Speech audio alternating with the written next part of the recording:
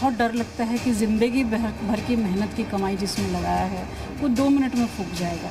Builder ने सैकड़ों वायदे किए, कोई वायदा पूरा नहीं है। ये धोखा है।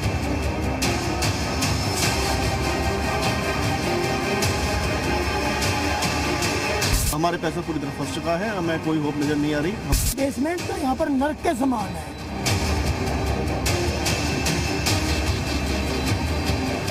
ये सोसाइटी बिल्कुल नर्क के इक्वल है। मैं ये कहना चाहता हूँ, अगर यहाँ पे कुछ भी दुर्घटना होती है तो उसके लिए प्रशासन जिम्मेदार है, बिल्डर जिम्मेदार है, कौन जिम्मेदार होगा? हमारी लाइफ में कुछ होता है।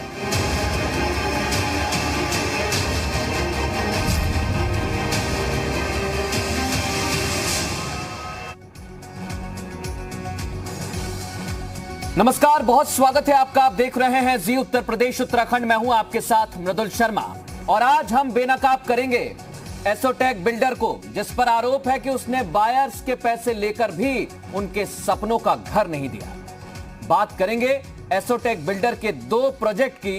पहला प्रोजेक्ट नोएडा के सेक्टर 78 का विंडसर प्रोजेक्ट है। दूसरा प्रोजेक्ट गाजियाबाद के क्रॉसिंग रिपब्लिक का है। आरोप है कि दोनों प्रोजेक्ट में पैसा लगाने वाले बहुत से बायर्स अपनी गाढ़ी कमाई लगाने के बाद आज भी अपने घर की आस में भटक रहे हैं। तो सवाल है, क्यों? आज एसोटेक बिल्डर के इसी गड़बड़ झाले को हम बेनकाब करेंगे। हर दस्तावेज आपके सामने रखेंगे। जिन ग्राहकों को झूठा सपना दिखाया उनकी बात भी आपको सुनवाएंगे। सबसे पहले नोएडा सेक्टर 78 में स्थित एसोटेक बिल्डर ने क्या कारनामा किया वो आपको दिखाते हैं। बने रहिए हमारे साथ।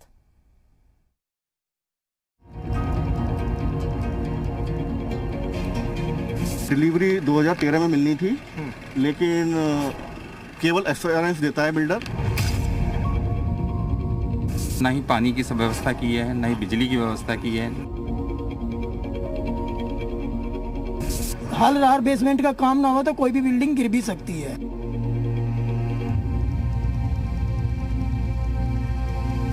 ख्वाब खूबसूरत थे, लेकिन हकीकत ने हवाइयां उड़ा दी। क्या सोचा था और हासिल क्या हुआ? सुविधाओं के नाम पर ठेंगा और पोजीशन के नाम पर सिर्फ इंतजार, जो खत्म होगा भी या नहीं कोई नहीं जानता। नहीं, फ्लैट नहीं मिला। 50 लाख फंस गए आपके। हाँ, हमारे पैसा पूरी तरह फंस चुका है, हमें कोई होप नजर नहीं आ रही। हम बनाने की कोशिश कर रहे हैं, बट अभी तक कुछ लग तो नहीं रहा कि बन रहा है। सामने से व्हाइट वॉशिंग हो गई, पीछे से तो प्लास्टर भी नहीं है। एक टावर में करीब 50%, दूसरे में करीब 50%, एक में सिर्फ 2, एक में सिर्फ 15। इतना इसमें ऑक्यूपेंसी है। ये किसी एक व्यक्ति या खरीदार की कहानी नहीं है। ऐसे ना जाने कितने ग्राहक हैं जिनका आरोप है कि वो एसोटेक बिल्डर की धोखेबाजी का शिकार हुए हैं। इनमें वो भी हैं जिन्हें पोजीशन का इंतजार है और वो भी जिन्हें घर मिल गया है।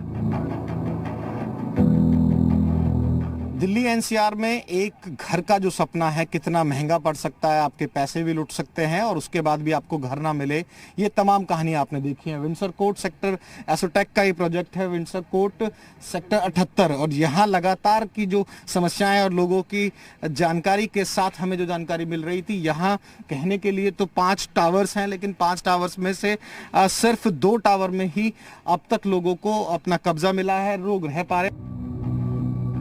नोएडा के सेक्टर 78 में खड़ी एसोटेक विंडसर कोर्ट की ये ऊंची ऊंची इमारतें बाहर से बड़ी खूबसूरत नजर आती हैं, लेकिन अंदर झांककर देखेंगे तब असल कहानी समझ में आ जाएगी। आप जानकर हैरान रह जाएंगे, जिन्हें 2015 तक पोजीशन मिल जाना चाहिए था, उन्हें अब तक अपने सपनों के घर का इंतजार है।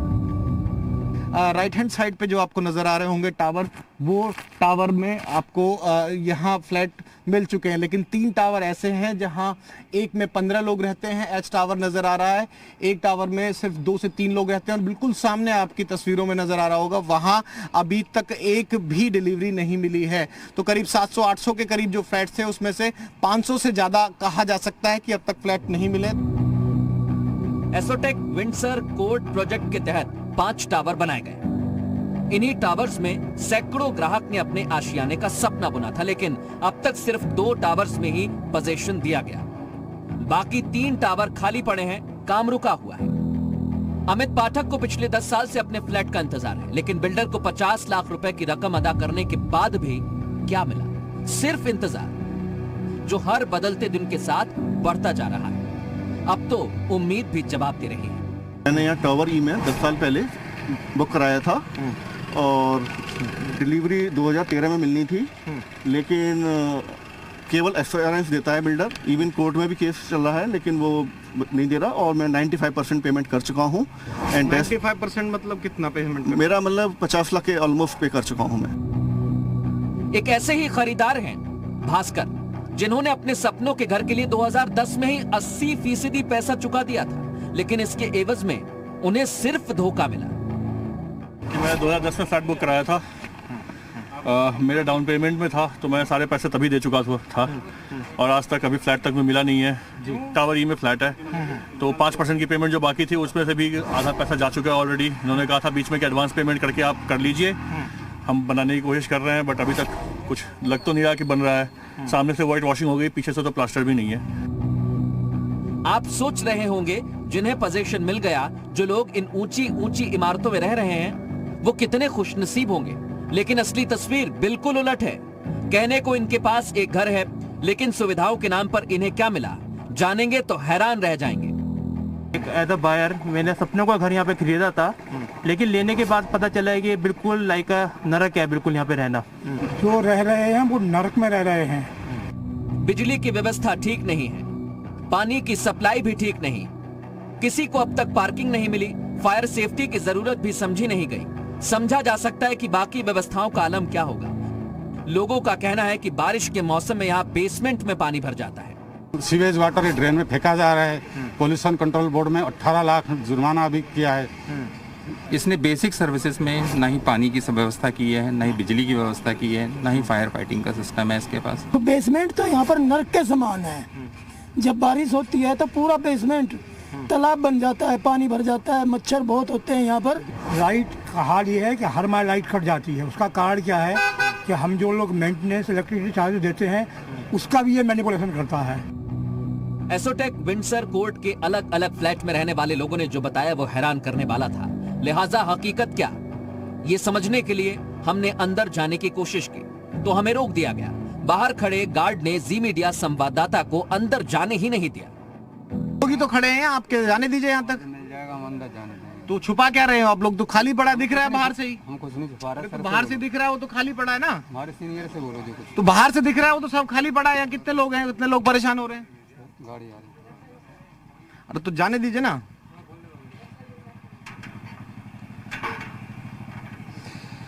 तो आप देख सकते हैं कि जो लोग हैं वो पीड़ित हैं, वो खुले तौर पर कैमरे के सामने आके तमाम बातें कर रहे हैं, लेकिन यहाँ सिक्योरिटी की जो भी इंस्ट्रक्शंस है उसके हिसाब से अंदर नहीं जाने दिया जा रहा। लेकिन जब कमी होती है तो वो दूर से भी झलक जाती है। फिर एक बार मैं आपको टावर दिखा देता हूँ। ये दो टावर जो रंग रोगन आपको नजर आ रही होगी, सफेदी नजर आ रही होगी, वो दो टावर में काम हो चुका है। लेकिन उसके सामने बिल्कुल कैमरे की तस्वीरों के सामने जो टावर नजर आ रहा है उसमें एक भी काम पूरा नहीं हुआ। पूरे के पूरे फ्लैट अभी कंस्ट्रक्शन के लिए तैयार हुए नहीं है। हम लोगों के लिए दरवाजे बंद हैं, कोई बात नहीं। आप लोगों का कुछ भी नियम हो सकता है, इस बिल्डर का, एसोटेक का, इस प्रोजेक्ट का और जो लोग यहाँ काम करते हैं, लेकिन जो लोग अंदर हैं उनके लिए आप लोग दरवाजे बंद ना कीजिए, क्योंकि उन लोगों को आपसे लगातार परेशानी है। इसी वजह से हम लोग यहाँ आए हैं और तमाम चीजें दर्शकों के सामने रख रहे हैं कि कहीं ना कहीं प्रशासन और जो तमाम चीजें हैं उनकी भी आंख खुलती नजर आए। ये भी ठीक है कि रेरा से लेकर दिल्ली हाई कोर्ट और सुप्रीम कोर्ट तक मामला गया है, लेकिन इन तारीखों से आखिरकार इन बायर्स को क्या मिला, ये बड़ी सोचने वाली बात है। कैमरामैन नरेंद्र के साथ विनोद लांबा, जी मीडिया, नोएडा। ये कारनामे हैं एसोटेक बिल्डर के। पहले सुनहरे विज्ञापनों के जरिए लोगों की गाढ़ी कमाई प्रोजेक्ट में लगवाना, फिर दशकों तक घर ना देना। नोएडा और गाजियाबाद के प्रोजेक्ट्स को देखकर तो यही लगता है कि जैसे बायर्स को परेशान करने का एसोटेक बिल्डर ने ठेका ले लिया है, उसकी आदत बन गई है। क्योंकि नोएडा के सेक्टर 78 में स्थित एसोटेक विंडसर प्रोजेक्ट के ग्राहक ही घर के लिए चक्कर नहीं काट रहे, सुविधाओं के ना मिलने की शिकायत नहीं कर रहे, बल्कि गाजियाबाद के क्रॉसिंग रिपब्लिक में एसोटेक बिल्डर के प्रोजेक्ट में भी सैकड़ों ग्राहकों का पैसा फंस गया है। एक खास रिपोर्ट आप वहां की देखिए कि वहां के ग्राहक और बायर्स कितने परेशान हैं।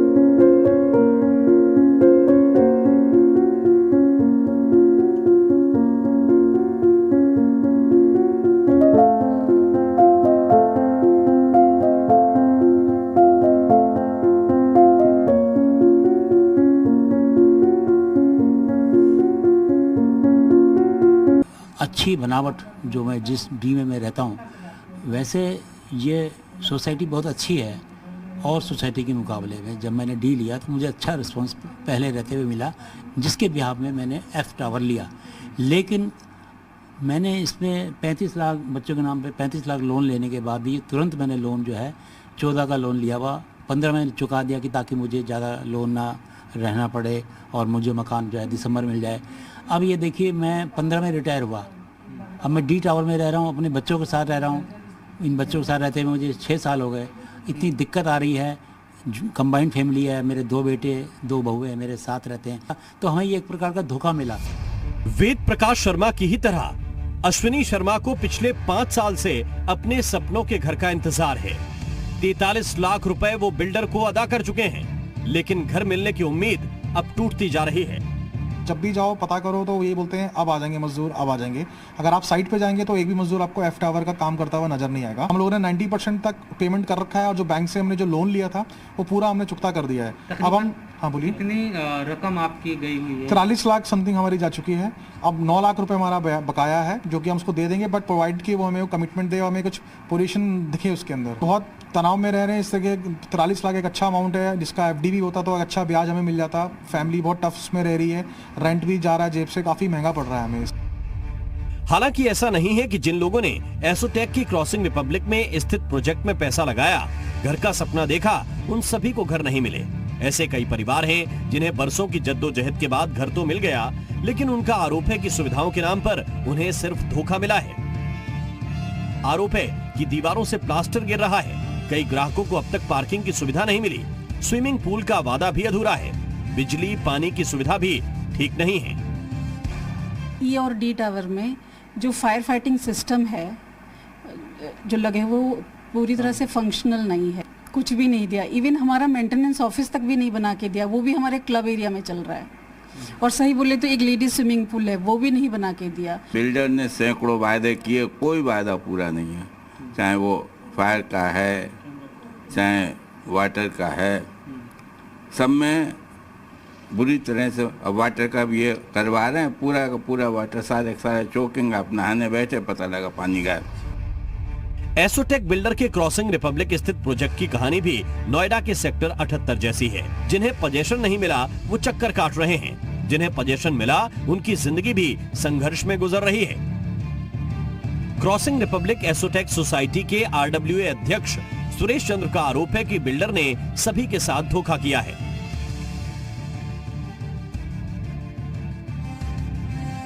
क्या जो एक ईमानदारी जो दिखानी चाहिए, जिस तरह से पैसा लोगों से लाखों लाखों रुपए लिया गया, बड़ी ईमानदारी के साथ लोगों ने दिया भी, वो बिल्डर ने नहीं दिखाई कुछ भी? बिल्कुल भी नहीं दिखाई। उनकी तरफ से सिर्फ वायदे होते रहे कि हाँ हम देंगे। अगर आप आज भी उनके साथ आप मीटिंग करेंगे तो आपसे मीटिंग करेंगे, मीठी मीठी बातें बोलेंगे, लेकिन कभी काम नहीं होता।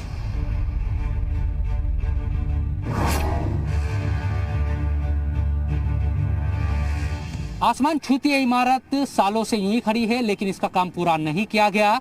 लोगों से लाखों करोड़ों रुपए ले लिए गए, लेकिन आज तक उनको पोजीशन नहीं दी गई।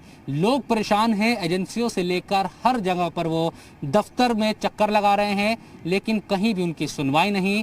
सवाल ये है कि आखिर लोगों की गाड़ी कमाई का पैसा लेकर उनको घर आज तक क्यों नहीं दिए गए। कैमरामैन दीपक के साथ जी मीडिया के लिए गाजियाबाद से मैं शिव रजा।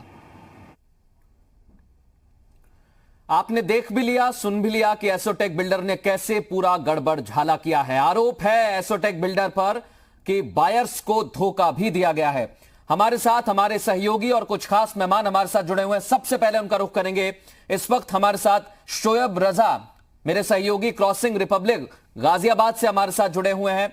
साथ ही मेरे सहयोगी विनोद लांबा सेक्टर 78 से नोएडा से हमारे साथ जुड़ गए हैं। और हमारे साथ नीरज पोसवाल जुड़े हैं जो सहायक महाधिवक्ता हैं हरियाणा के, और हमारे साथ अमित पाठक जुड़े हैं जो बायर हैं एसोटेक विंडसर कोर्ट के। आप सभी का बहुत स्वागत है। सबसे पहले मैं शोएब आपके पास आ रहा हूं। आपके साथ बायर्स मौजूद हैं, ग्राहक मौजूद हैं, और हमने अपनी रिपोर्ट में बेनकाब किया एसोटेक बिल्डर को किस तरीके से, जैसा आरोप लग रहा है कि उसने धोखा दिया, गड़बड़ झाला किया, किस तरीके की परेशानी अभी बायर्स के सामने है। बिल्कुल देखिए, सबसे पहले मैं बायर्स से बात करूं, तमाम जो लोग यहाँ रह भी रहे हैं और जो घरों के इंतजार में अभी तक इंतजार ही कर रहे हैं सालों से, तमाम लोग मौजूद हैं। मैं आपको अगर अभी अंधेरा है लेकिन मैं दिखाना फिर भी कोशिश करूंगा कि मेरे पीछे जो इमारत आपको नजर आ रही होगी बड़ी सी, ये पिछले करीब 7 साल से बन रही है और पता नहीं कब तक बनती ही रहेगी। इसी के साथ एक और 2 मंजिला अब तक बन पाई है, 30 मंजिला इसको बनना है इमारत को। ये भी कब तक बनेगी किसी को कोई पता नहीं। पिछले 7 साल से लोग संघर्ष कर रहे हैं इस उम्मीद में कि उनको अपना घर मिल पाएगा, लेकिन आज तक ये घर नहीं मिल पाए और सैकड़ों लोग हैं ऐसे जो अभी तक भटक रहे हैं लाखों रुपए देने के बावजूद भी। आरडब्ल्यू अध्यक्ष हैं हमारे साथ जो क्रॉसिंग ये एसोटेक जो सोसाइटी है उसके सुरेंद्र जी ये बताए कि ये जब तभी से ये भी सोसाइटी ये बिल्डिंग भी बन रही है, इसकी वजह क्या है, ये क्यों रुक गई और लोग परेशान क्यों हैं? देखो, मैं सी टावर में रहता हूँ। मेरा पोजीशन तो 2011 नवंबर में हो गया था, लेकिन जो हमारे साथी हैं जिनका फ्लैट टावर एफ और जी में है, वो भी मैं यहाँ पर अध्यक्ष हूँ, तो एक अध्यक्ष होने के नाते वो भी मेरे को बीच बीच में फ़ोन करते रहते हैं। वो काफ़ी परेशान हैं और ये इसका कंस्ट्रक्शन 2013-2014 में शुरू हो गया था, तब से ये पेंडिंग है। और जिस तरह से सभी बिल्डर कर रहे हैं उसमें भी इन्होंने बिल्कुल ऐसा ही किया है। यहाँ का जो पैसा है वो कहीं दूसरे प्रोजेक्ट में लगा दिया। ऐसा आरोप आप लगा रहे हैं कि दूसरी जगह लगा दिया? बिल्कुल, उन्होंने ऐसा किया है। और जो अभी हमें जो 5 टावर जो हमें पोजीशन होना दिया है, उसमें भी उन्होंने बहुत सारे वायदे किए थे कि ये पेंडिंग वर्क्स हैं, इनको हम टाइमली करेंगे। उन पर भी उन्होंने आज तक कोई एक कहीं प्रोग्रेस नाम का कोई चीज़ नहीं है, सिर्फ वायदे हैं कि हम ये कर देंगे, हम वो कर देंगे, लेकिन जब एग्जीक्यूशन की बात आती है तो निल होता है। ये धोखेबाजी दो तरह की परेशानी है। पे एक क्या तो बिल्डर से बात की, बिल्डर ने क्या हवाला दिया ग्राहकों को, पूछिए इस धोखेबाजी पर। मैं आपसे जानना चाहता हूं कि जब भी इस तरह की दिक्कतें आई, घर नहीं मिल रहा है या घर मिला है तो परेशानी, बिल्डर की तरफ से क्या जवाब आता है, वो क्या कहते हैं? ये जो हमारे बिल्डर हैं ये बहुत ही यूनिक टाइप के हैं। मैं कहूँगा ये बहुत मीठा बोलते हैं। इनके सामने आप मीटिंग में बैठ जाइए, बहुत मीठी मीठी बातें करेंगे, आप फ़ोन करिए, बहुत मीठी बातें करेंगे, लेकिन जब वर्क एग्जीक्यूशन की बात आती है तो ये बिल्कुल फेल हैं। और वायदे करते हैं, आप इनको कोई नोटिस दिलवा दीजिए जीडीए से, रेरा से या कहीं और से भी। रेरा से तो नहीं नोटिस नहीं आया, बट जीडीए से बहुत नोटिस आए हैं। इनको नोटिस आता है, ये आपको दिखाते हैं कि हमने किसी एक XYZ कंपनी को हमने ऑर्डर दे दिया है काम करने के लिए, लेकिन उस कंपनी को ये पेमेंट नहीं करते हैं, जिसकी वजह से कोई काम नहीं हो पा रहा। जैसे कुछ क्रिटिकल काम मैं बताना चाहता हूँ। जैसे इन्होंने टावर डी और ई में हमारे फायर का काम नहीं हुआ है। अब लोग अनसेफ कंडीशंस में रह रहे हैं। मैं आपके पास लौट रहा हूं, आप बात करिएगा ग्राहकों से, लगातार उनसे कमेंट लेते रहिए, क्योंकि जैसा शोएब वो बता रहे हैं कि पहले तो मीठी मीठी बातें करके एसोटेक बिल्डर अपने झांसे में ग्राहकों को ले लेता है, और जब मौका आता है घर देने का तो फिर वही बताया जाता है कि आपको इंतजार करना पड़ेगा। ये ग्राहक आरोप लगा रहे हैं, बायर्स आरोप लगा रहे हैं। विनोद लांबा इस वक्त हमारे साथ मौजूद है, हमारे सहयोगी सेक्टर 78 से, नोएडा से। विनोद, ये मीठी मीठी बातें यहां शोएब बता रहे हैं कि बायर से की जाती हैं और फिर उन्हें धोखा दिया जाता है, वहां भी हाल कुछ ऐसा ही होगा एसोटेक बिल्डर का? देखिए मृदुल, जो पूरी कहानी हमने की, पूरी डिटेल रिसर्च की, ये रेरा आता है, सुप्रीम कोर्ट जाते हैं, हाई कोर्ट में फिर कहीं ना कहीं कोर्ट कमिश्नर नियुक्त कर दिया जाता है, लेकिन जिन लोगों को घर मिला वो भी परेशान और जिनको नहीं मिला वो तो अपने पैसे को लेकर पहले ही परेशान। भाई साहब देख लीजिएगा, बाद में देख लीजिएगा, क्या बात करना चाहेंगे इस पूरे आप लोगों से स्टोरी की, आप लोगों से बातचीत की? आ जाइए, थोड़ा आप भी आगे आ जाइए। मैं थोड़ा सा इसको अपडेट करूंगा जी। मैं विंसर कोर्ट का प्रेसिडेंट भी हूँ जी। ये प्रोजेक्ट 2010 में लॉन्च हुआ था जी। और यहाँ तकरीबन 750 फ्लैट हैं और 750 फ्लैट 5 टावर इसमें टोटल हैं, जिसमें से 4 टावर्स का इसने हैंडओवर दिया है और तकरीबन 250 फैमिली यहाँ रह रही है जी। तो अभी तक पिछले 10 साल में ना OCCC तो बहुत दूर की बात है, अभी तो फिलहाल जो यहाँ परमानेंट इलेक्ट्रिसिटी कनेक्शन है वो नहीं है, जो इनको उस टाइम कंस्ट्रक्शन का जो इनको कनेक्टिविटी जो मिली थी इलेक्ट्रिसिटी डिपार्टमेंट से वही चल रही है अभी तक। इसके अलावा इनका फायर फाइटिंग का कोई यहाँ पर अभी प्रोविजन नहीं है। एक बार आग भी लगी थी शायद 2015 हाँ, सो एक बार आग भी लगी थी, तो डेली पावर फ्लक्चुएशन होते हैं, जितने लोगों के घर में यहाँ अप्लाइंसेज हैं, इलेक्ट्रॉनिक अप्लाइंसेज हैं वो खराब होते हैं।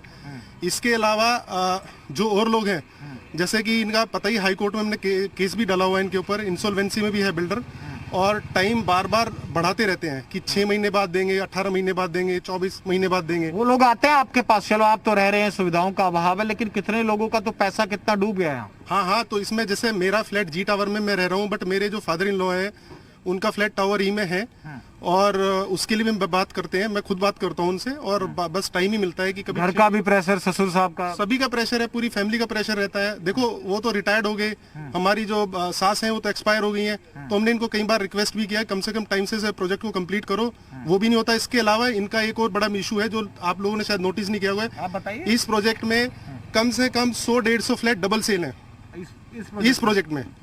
उनका अभी तक इन्होंने किसी भी फ्लैट का सेटलमेंट नहीं किया है। मैं आपको, अगर आपको प्रूफ के लिए चाहिए, मैं आपको डॉक्यूमेंट भी दे दूंगा। दीजिए, आप डॉक्यूमेंट दीजिए, इसको दोबारा बेनकाब सीरीज करेंगे। तो डबल सेल है इनके, इन्होंने एक ही फ्लैट को 2-3 पार्टीज को बेचा हुआ है, और अभी तक उनका कोई भी सोल्यूशन नहीं दिया है। इसके अलावा अगर आप देखो, वैसे जितनी फैसिलिटीज आप 7X सेक्टर में देखोगे, उसके नाम पर इस प्रोजेक्ट में कुछ भी नहीं है। अगर आप देखोगे कोई भी चीज, अगर आप गवर्नमेंट की तरफ से जो गाइडलाइंस है, अथॉरिटीज की तरफ से गाइडलाइंस है, उसके हिसाब से कुछ भी नहीं है यहाँ पर। आपको हर जगह, हर उसमें आपको चैलेंजेस दिखाई देंगे। विनोद, आप लगातार बात करते रहिए, बात करते रहिए आप, क्योंकि बायर्स कह रहे हैं कि एक फ्लैट को 2 बार बेच दिया है, ये भी आरोप लगा रहे हैं बिल्डर पर। ब्रेक के बाद, एक छोटे से ब्रेक का वक्त हो गया है, ब्रेक के बाद अब जब हम लौटेंगे तो आपको बताएंगे कि कोर्ट इस मामले पर क्या कह रहा है, कानून इस मामले पर क्या कहता है, और बिल्डर ने किस किस को धोखा दिया है, किस किस ने क्या क्या आरोप लगाए। ब्रेक के बाद जानेंगे, आप कहीं मत जाइए।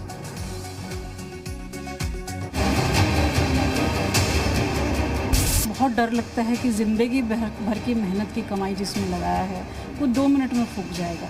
बिल्डर ने सैकड़ों वायदे किए, कोई वायदा पूरा नहीं है। ये धोखा है।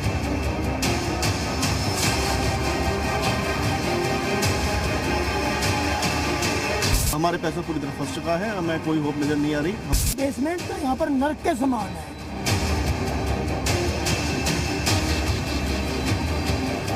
ये सोसाइटी बिल्कुल नरक के इक्वल है। मैं ये कहना चाहता हूँ, अगर यहाँ पे कुछ भी दुर्घटना होती है तो उसके लिए प्रशासन जिम्मेदार है, बिल्डर जिम्मेदार है, कौन जिम्मेदार होगा? हमारी लाइफ में कुछ होता है।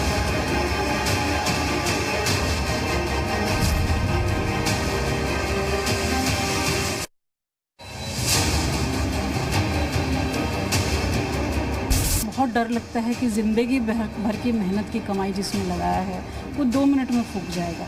बिल्डर ने सैकड़ों वायदे किए, कोई वायदा पूरा नहीं है। ये धोखा है।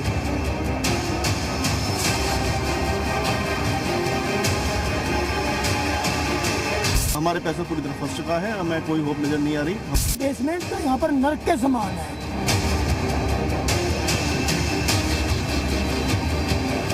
ये सोसाइटी बिल्कुल नरक के इक्वल है। मैं ये कहना चाहता हूँ, अगर यहाँ पे कुछ भी दुर्घटना होती है तो उसके लिए प्रशासन जिम्मेदार है, बिल्डर जिम्मेदार है, कौन जिम्मेदार होगा? हमारी लाइफ में कुछ होता है।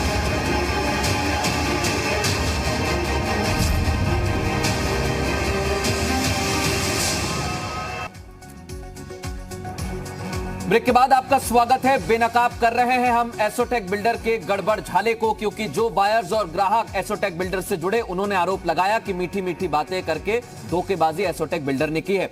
तमाम खास मेहमान हमारे साथ जुड़े हुए हैं, हमारे 2 सहयोगी भी लगातार हमारे साथ जुड़े हुए हैं।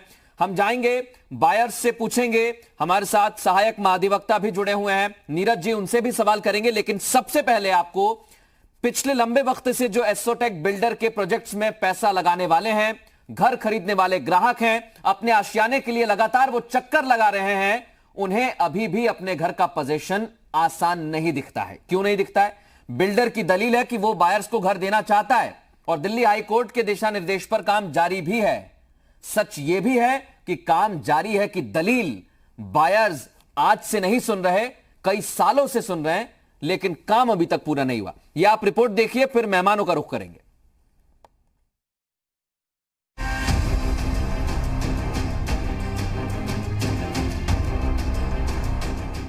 नोएडा के सेक्टर 78 में स्थित एसोटेक विंडसर कोर्ट प्रोजेक्ट हो या फिर क्रॉसिंग रिपब्लिक में स्थित एसोटेक सोसाइटी, बायर्स का आरोप है कि एसोटेक बिल्डर्स ने बायर्स का पैसा कहीं और लगा दिया।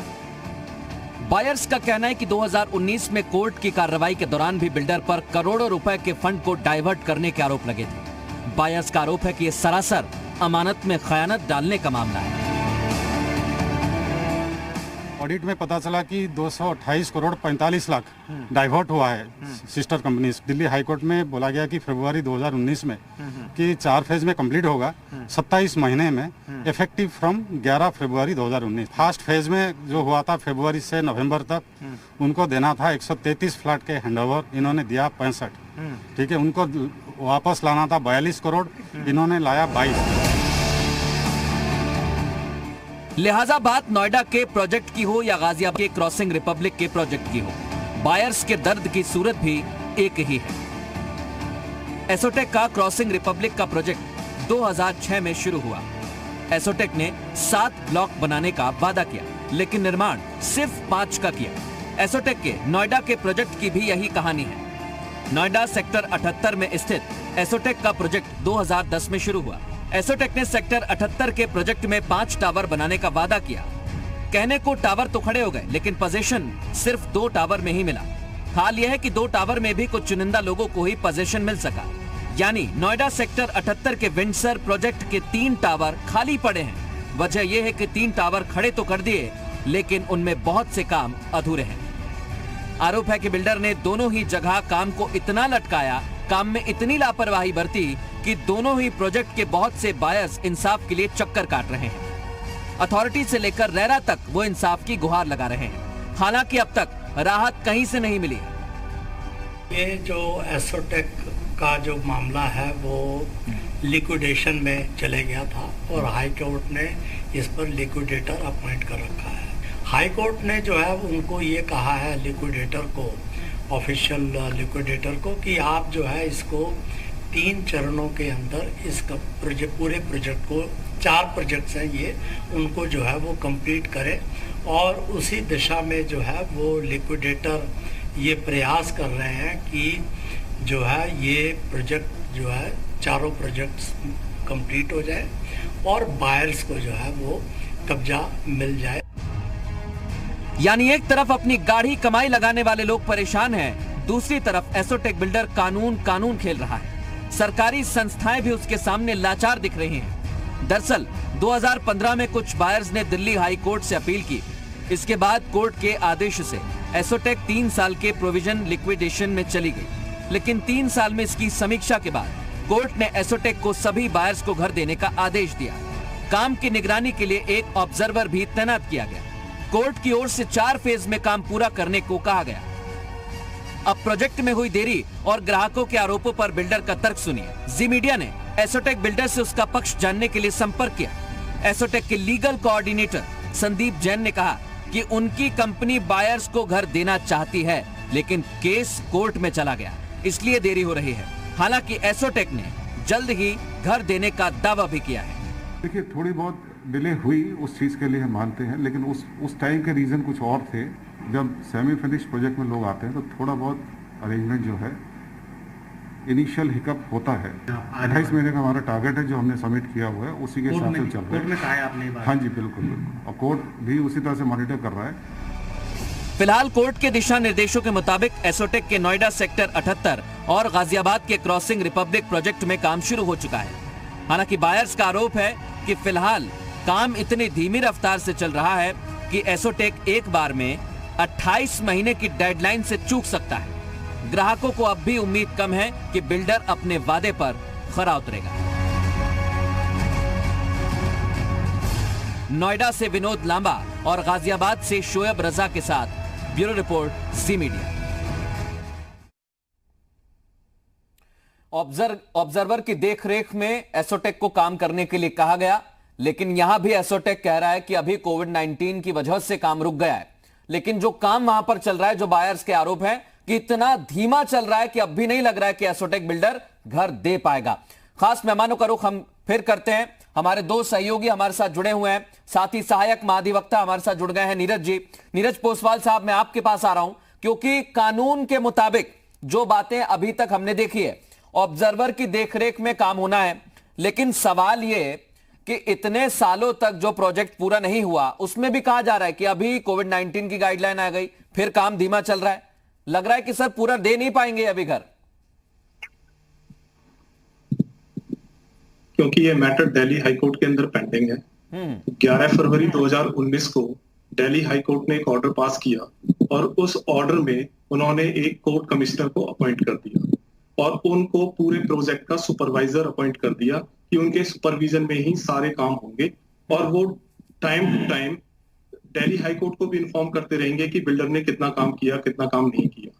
और उनको ये भी पावर दी कि अगर किसी बायर को कहीं भी कोई डिफिकल्टी महसूस होती है या कोई ऑनर जो अपने फ्लैट में रह रहा है पोजेशन लेने के बाद में अगर उनको कोई भी डिफिकल्टी महसूस होती है तो वो उनको कोर्ट कमिश्नर को जाके बता सकते हैं कि हमें ये डिफिकल्टी है और कोर्ट कमिश्नर मैनेजमेंट को भी डायरेक्शन दे सकती है। और मैनेजमेंट को भी डायरेक्शन दी कोर्ट ने कि एटलीस्ट आपको बेसिक फैसिलिटीज बायर्स को प्रोवाइड करवानी पड़ेगी। तो अभी क्योंकि ये मैटर वहां पे पेंडिंग है और कोर्ट कमिश्नर अपॉइंटेड है, कोर्ट कमिश्नर ही सुपरविजन में ये सारी चीजें हो रही है, तो कोर्ट कमिश्नर को भी ये पावर है कि अगर किसी बायर को कोई भी दिक्कत है तो वो कोर्ट कमिश्नर से भी जाके संपर्क कर सकता है और उन्हें भी बता सकता है। एक सवाल है मेरा नीरज जी, एक सवाल ये है, आपने कहा कि कोई दिक्कत है तो वो जाकर संपर्क कर सकता है। दिक्कत सर अभी की नहीं है, सालों से। सबसे बड़ी बात तो ये कि अभी आपने हाल ही में सुना होगा, हमारी रिपोर्ट के बाद हमारे सहयोगी जब बात कर रहे थे, उन्होंने कहा एक एक घर 2-2 लोगों को बेच दिया, जिनसे घर बनाने का पैसा लिया कि आप हमें पैसा दीजिए आपको घर देंगे, उनका पैसा कहीं और लगा दिया, ऐसे भी आरोप लग रहे हैं। उसके लिए सर एफआईआर का प्रोविजन है। अगर कोई ऐसा डॉक्यूमेंट जिसमें एक फ्लैट को 2 बार इन्होंने अगर किसी को सेल कर दिया है तो उसका रिकॉर्ड निकलवा कर एफआईआर भी करवाई जा सकती है इनके खिलाफ और पुलिस कार्रवाई भी इनके खिलाफ हो सकती है। ठीक, मैं विनोद आपके पास आ रहा हूं, इस पर हम बात करेंगे क्योंकि जैसा नीरज जी बता रहे हैं कि इस पर एफआईआर भी कर सकते हैं। हमारे साथ अमित जी जुड़े हुए हैं जो बायर है एसोटेक विंडसर कोर्ट प्रोजेक्ट के, उनके पास हम जा रहे हैं क्योंकि वहीं से ये आरोप लगे। अमित जी, आरोप तो ये भी लग रहे हैं कि वहां पर एक एक फ्लैट को 2-2 बार बेच दिया, जो घर दिया वो सपनों का घर कम लगता है, नरक ज्यादा लगता है। हाँ जी, ये बिल्कुल सही खबर लगती है। ये इवन इंग्लिश न्यूज़पेपर वगैरह टाइम्स ऑफ इंडिया में भी पब्लिश हुई है, डबल सेल का ये केस चला है इनके ऊपर। और मैंने जो फ्लैट बुक कराया था सितंबर 2010 में, आज मोर देन 10 ईयर्स हो गए, लेकिन केवल एश्योरेंस मिलती है, फ्लैट का अभी हमें कोई फर्म डेट नहीं है कब मिल पाएगी डिलीवरी, ये है। और जब भी हम मिलने जाते हैं तो केवल एक होगा 1 साल बाद दे देंगे, 1.5 साल बाद दे देंगे, केवल स्टोरी सुनने को मिलती है। रियल वर्क वहाँ कोई विजिबल हमें नजर नहीं आता। डेस्पाइट आपको लगता है एसोटेक बिल्डर की नियत में खोट है, 28 महीने में घर नहीं दे पाएंगे इसलिए और इतना धीमा धीमा काम कर रहे हैं? इंटेंट कभी नहीं दिखाया। इवन जो पोजेशन की बात जिनको दिया है वो भी सीसी तो कभी लिया ही नहीं इन्होंने। तो जो कोर्ट का ऑर्डर था कि उसमें था कि इन कंप्लायंस होना चाहिए, तो वो तो ये ऑनर ही नहीं करते, ना तो ये कोर्ट के ऑर्डर को ऑनर करते हैं, ना ही रेरा कोर्ट से आ जाए उसको ये ऑनर करते हैं। ये सिर्फ बेवकूफ बनाने में माहिर हैं, बेसिकली बिल्कुल लॉज करते हैं। जो आरोप लगा रहे हैं बायर्स, हम एक बार फिर उनका रुख करेंगे। विनोद के साथ मौजूद हैं।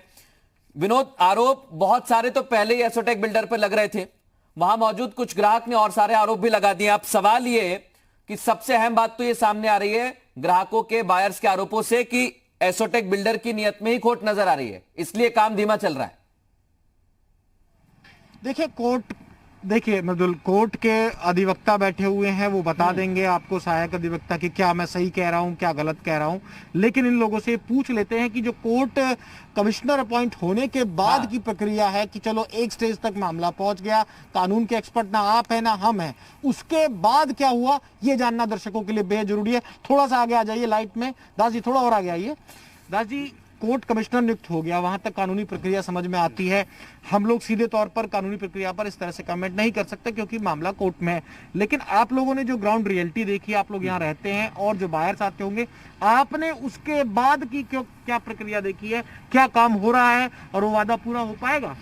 सर देखिए, कोर्ट कमिश्नर अपॉइंट हुए फरवरी 2019 में, वो मंथली इंस्पेक्शन मीटिंग हो रहा था, लेकिन कोर्ट कमिश्नर को जो कमिटमेंट सेट किया था मार्च 2019 में, एक दिया गया था हमारा कि ये बेसिक एमिनिटीज होंगे, ये बिजली मतलब परमानेंट कनेक्शन हो जाएगा अक्टूबर तक, फायर फाइटिंग भी हो गया नवंबर तक, ये सब कुछ एनफोर्स नहीं कर पाए कोर्ट। तो पहले चरण में जो मैं समझ पा रहा हूँ, दर्शक और भी समझे, पहले चरण का जो उन्होंने की कमिटमेंट थी, आप लोगों से बातचीत में जो निकल कर आया था, उसमें जो 3 काम बता रहे हैं, बिजली का बहुत सारे थे, बहुत सारे, सब कुछ था, बिजली का था, पानी का था, वाटर कनेक्शन टेम्पररी आया हुआ है, लेकिन बिजली कनेक्शन अभी है प्रोसेस में।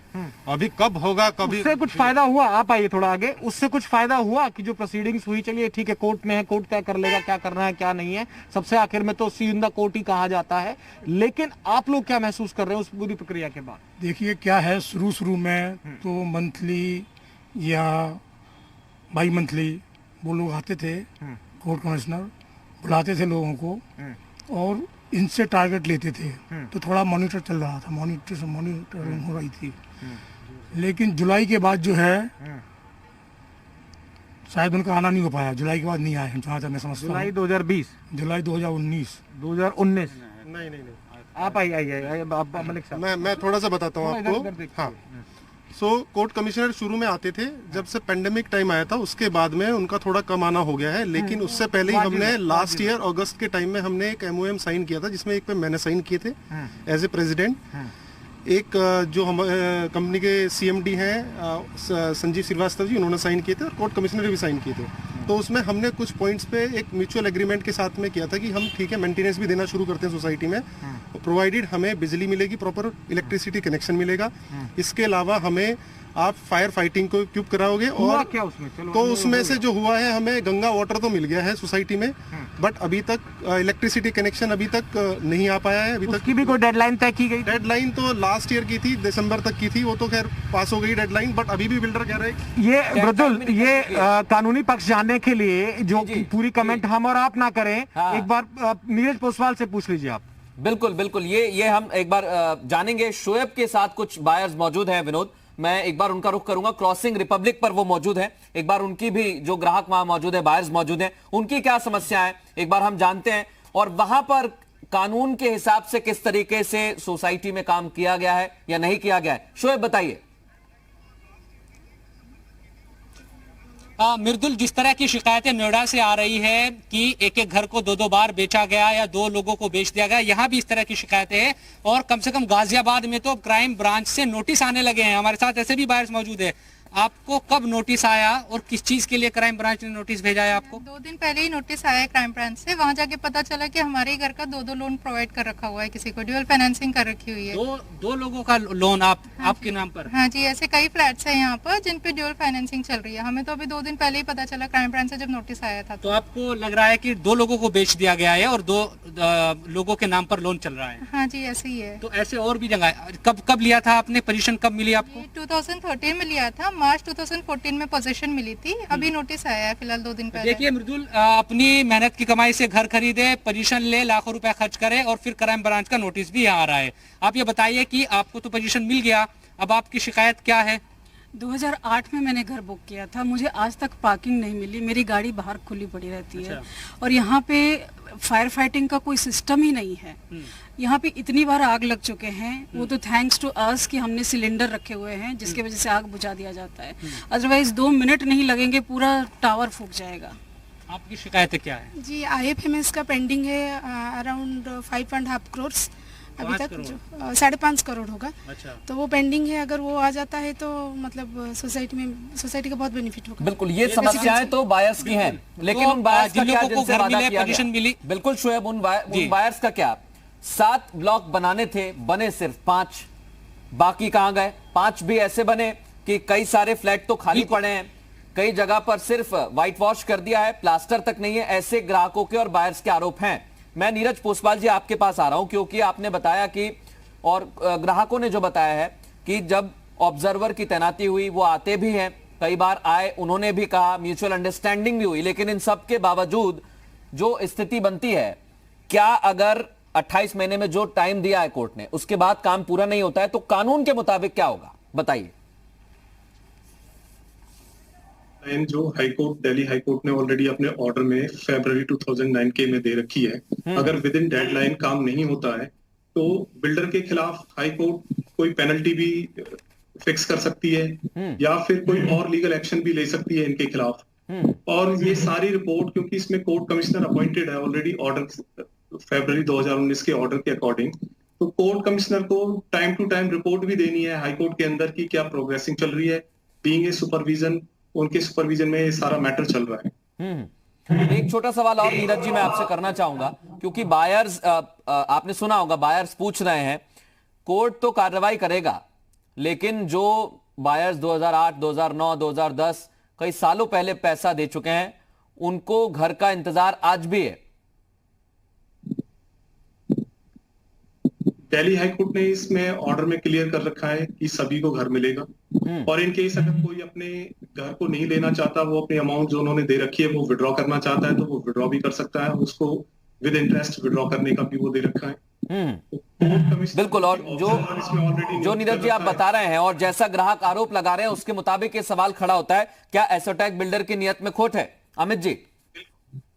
जी बिल्कुल, intent from the day one हम समझ नहीं पाए, क्योंकि जब जमीन नोएडा अथॉरिटी से ली तो क्या उनका पूरा पेमेंट किया है? अगर ये कहते हैं कि 2015 में बायर्स कोर्ट में गए, उससे डिले हुआ, पर 2010 से 2015 के बीच में क्यों नहीं बना के दिया जब 2013 का पोजीशन था? क्या नोएडा अथॉरिटी का पूरा पेमेंट कर दिया लैंड ड्यू का? नहीं किया। तो इंटेंट तो इनका साफ दिख रहा है कि ईमानदार तो ये लोग हैं नहीं। और अभी अमित जी, आप जैसा आप बायर हैं, कई और बायर हैं, उनसे कहा जा रहा है कि कोविड की वजह से काम धीमा है, तो क्या ऐसा वाकई है? क्योंकि आप तो वहीं पर रहते हैं। एक्सक्यूज लिस्ट इनके पास बहुत ही लंबी है, इनके पास हर वक्त कोई ना कोई नया एक्सक्यूज आ जाएगा। और जैसे अभी कोविड-19 का है, लेकिन अब जैसे हम कह रहे हैं कि पहले लिफ्ट लगाई है, तो आज तक हमने कभी लिफ्ट नहीं वहां पर लगी, एक्सटर्नल प्लास्टर तक नहीं होके दे रहा, मतलब सामने की तरफ फ्रंट में तो कर दिया है लेकिन पीछे नहीं किया। और मतलब इनका इंटेंट सदा बिल्कुल एक चीज यहां से साफ होती है कि बार बार बहानेबाजी की जा रही है। ये खुद ग्राहक भी बता रहे हैं, बायर्स बता रहे हैं, और ये भी पूछ रहे हैं कि जब 2015 से पहले ही वादा कर दिया था कि आपको फ्लैट मिल जाएगा, आपको अपने सपने के घर की चाबी हम दे देंगे, तो वो वादा पूरा क्यों नहीं हुआ? विनोद, मैं आपके पास आ रहा हूं, क्योंकि जब आप वहां पर पहुंचे और ये देखा, ग्राहक जैसा आरोप लगा रहे हैं कि नियत में ही खोट है, वहां पर काम करने के लिए कोर्ट ने भी कह दिया है, डेडलाइन भी दे दी है, लेकिन उसके बावजूद कहीं ना कहीं बिल्डर की नियत में खोट है, ऐसे आरोप लग रहे हैं। देखिए, एक बात गाजियाबाद से निकल कर आ रही है, और जो अमित पाठक एक जो बायर बैठे हैं हमारे साथ, वो कह रहे हैं कि तमाम चीजें ठीक है, कानूनी प्रक्रिया पर जो कमेंट की जाए ना की जाए, क्या नियत में खोट था? शुरू से इंटेंशंस गलत थी, इसी वजह से फेलियर हुआ, इसी वजह से आप लोग सफर कर रहे हैं? बिल्कुल यही कारण है, नियत में ही खोट था। वजह क्या है, जब ये हमने जिस टाइम इस प्रोजेक्ट पे पैसा लगाया है, 2010-11 की बात है, उस टाइम ये प्रोजेक्ट आसपास के जितने भी 7X में प्रोजेक्ट थे, उसमें प्रीमियम पे प्रोजेक्ट बिका था। उस टाइम ये तकरीबन 3,000 से 3,500 रुपए स्क्वायर फीट पे गया था। इसके आसपास के जो प्रोजेक्ट थे 2010 से, हाँ, और उस टाइम आसपास के जो प्रोजेक्ट थे वो 300-400 या 500 रुपए से नीचे ही थे इसके, ठीक है। और इसने प्रोजेक्ट भी ज्यादातर इन्वेंट्री भी अपनी इसने 2013 तक निकाल दी थी, सोल्ड कर दी थी 90%। तो पैसा इधर उधर कहीं ना कहीं इधर डाइवर्ट हुआ है, पैसा उसी वजह से हुआ है। मतलब जो बुकिंग अमाउंट आया, ऐसा आरोप? हाँ, बुकिंग अमाउंट आया है, पैसा ले लिया है। क्या कहना चाहेंगे कि जो सेल आउट हो गया, पूरा पैसा दे दिया, 50-50 लोग दे दिए, क्या नियत में कुछ खोट था? हाँ, नियत में तो उनकी खोट है पूरा। एक झूठ के बाद दूसरा झूठ बोलते रहते हैं। जो भी सुविधाएं हैं यहाँ, ऐसी कोई भी सुविधा नहीं है जो यहाँ जिनको फ्लैट मिले हैं ना उनको मिल रही है, और कुछ लोगों वजह क्या समझ में आई आप लोग की? अब तो पूरी रिसर्च R&D आपने हमसे ज्यादा कर ली होगी, हमने तो कुछ घंटे बिताए हैं। वजह आप देखें तो वाजिब दिखता है कि इन्होंने जो भी पैसा लिया शुरू में वो सारा साइफन करा, एक प्रोजेक्ट के बाद दूसरे प्रोजेक्ट। कहाँ प्रूफ में हुआ? आप लोग क्या सपोर्टिंग कागज कुछ कोर्ट में देखा है ऐसा? बिल्कुल, इसका जो ऑडिट हुआ था उसमें ये सारी चीजें निकल के आई थी कि सारे पैसे साइफन हुए हैं, लेकिन अब वो उसको वापस लाया जा सके ना लाया जा सके, ये ऐसा इन लोगों का आरोप है कि कोर्ट में भी इस तरह की चर्चा हुई। और ये आरोप बहुत गंभीर है, ये आरोप बहुत गंभीर है। ये एक आरोप नहीं है, बहुत सारे आरोप हैं। आरोप तो ये भी है कि पहले घर का वादा किया गया लेकिन घर नहीं दिया गया। आरोप तो ये भी लग रहे हैं कि बिल्डर ने पैसे घर बनाने के नाम पर लिए लेकिन कहीं और उन पैसों का इस्तेमाल किया। आरोप तो ये भी लग रहा है कि नियत में ही शुरू से खोट है। और एसोटेक बिल्डर के ये जो आरोप बायर्स लगा रहे हैं एसोटेक बिल्डर पर, ये एसोटेक बिल्डर को बेनकाब करने के लिए काफी है। आप सभी का बहुत शुक्रिया हमारे साथ इस खास पेशकश में शामिल होने के लिए। जाहिर सी बात है कि एसोटेक बिल्डर ने जो ग्राहकों के आरोप है उसके मुताबिक नियत में खोट थी और उनके साथ धोखेबाजी की है, वादा खिलाफी की है।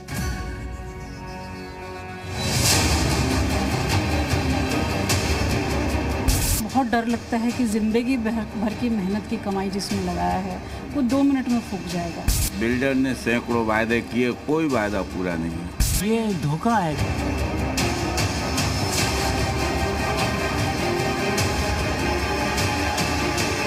हमारे पैसे पूरी तरह फंस चुका है, हमें कोई होप नजर नहीं आ रही। बेसमेंट तो यहाँ पर नर्क के समान है।